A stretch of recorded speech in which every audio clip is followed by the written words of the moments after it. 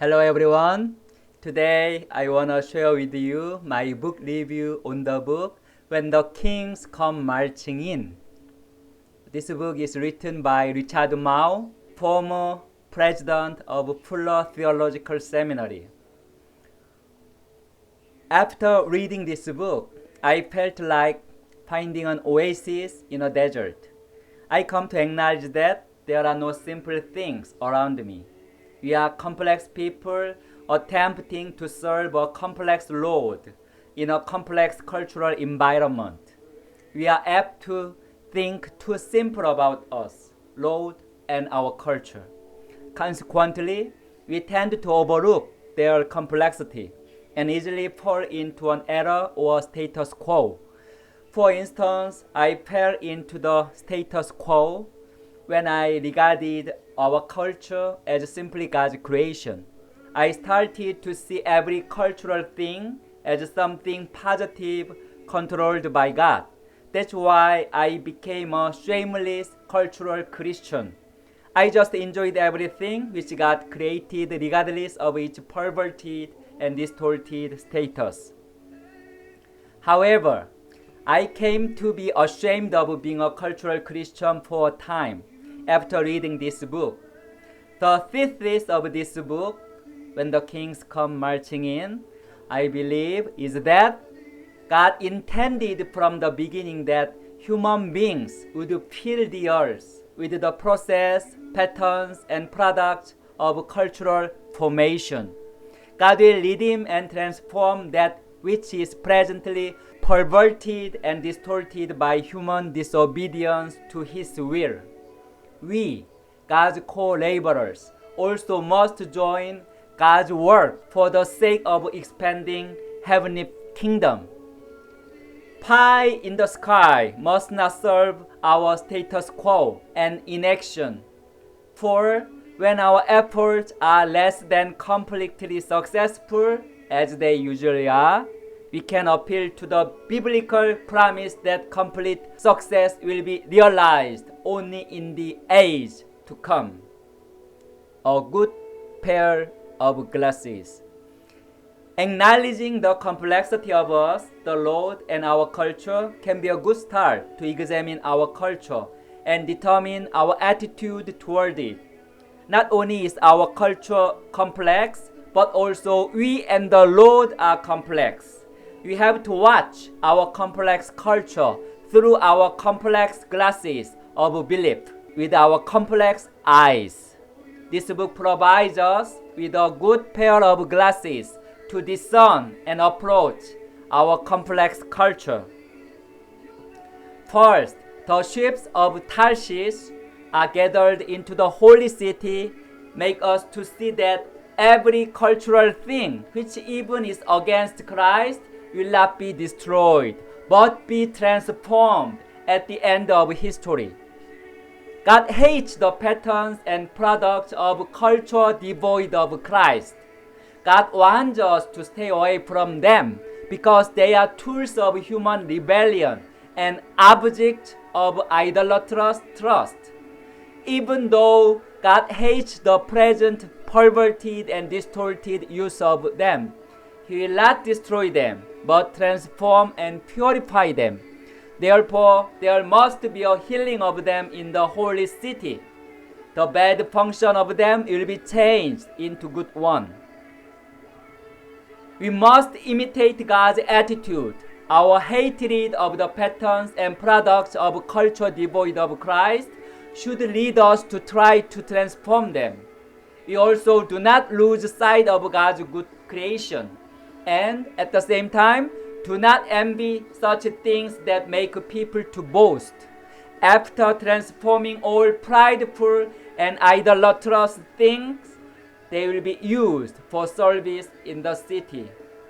God must reclaim that which humans have used to rebel against them. His ownership over the culture devoid of Christ must be vindicated at the end of history. God has not given up on human, then neither must we. We must do our best to transform the culture devoid of Christ. into a culture which serves God without being contaminated by it. Second, the kings of the earth are gathered into the holy city, make us to see that all political rulers who represent the wealth of the nations will be judged by God. Political rulers who are marching into the holy city are neither only saved rulers nor wicked rulers who will be saved by the grace of God. They are all political rulers who will be reckoned by God. Not only will the political rulers be reckoned by God, but also the wealth of the nation which they bring will be reckoned in the holy city. Ancient rulers were more than political rulers, but not less than political rulers. Political healing must be taken place in the holy city. There will be a painful process between oppressors and victims. God Himself will wipe the tears of victims away. All political rulers must be judged for the glorification of righteous God. We must not forget that our all political activity and attitude will also be reckoned by God at the end of history. However, our political activities and attitudes should not be passive or status quo. We must actively imitate the servant leadership of Jesus Christ in our political circumstance. We must do our best to transform our perverted political patterns and products into God's good feeling of creation. Third, all kinds of people from all nations will be gathered into the holy city, make us to see that the holy city will be filled with neither one people, nor one race, nor one class. Neither ethnocentrism nor racial and class superiority can claim their illegitimate right in the city. Every people and race from multi-nations will be treated equally before God in a new redeemed community. All iniquities which have been caused by sinful human beings will be put into great shame. Therefore, everybody will benefit from the milk of many nations in the heavenly kingdom. Every human being can become the children of God because Jesus died for all on the cross. Jesus Christ already broke every distinction between Jews and Gentiles, races and classes. Nobody can claim the distinction again which is already broken by Jesus Christ.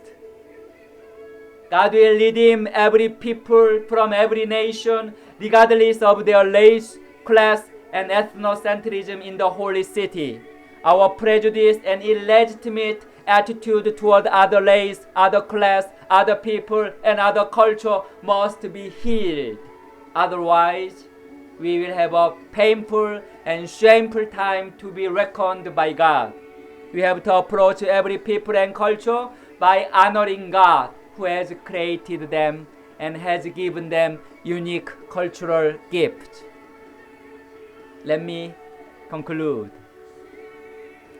The source of light in the holy city makes us to see that Jesus Christ will be the sole source which illuminates the holy city and gathers all cultural things, all political rulers, and all peoples. Isaiah could not see the exact source of the light, but John could see it in a detail. The source of the light which is coming from the holy city is Jesus Christ. Its lamp is the Lamb. Revelation chapter 21, verse 23. However, Jesus will not be just remained as the source. Jesus Christ will be not only the source of the light, but also a judge and healer. Jesus Christ is the one who will gather, judge, and heal all our cultural things, political feeling, and all peoples. God will reclaim the ownerships of all of them through Jesus Christ. We must not forget that Jesus Christ is not only our Savior, but also the Savior of all peoples and all cultural and political feeling. Now, in our context, we have to do our best to transform all perverted cultural, political, and racial feeling into God's good feeling of creation. And we do it as God's co-laborers by acknowledging His ownership of whole cosmos.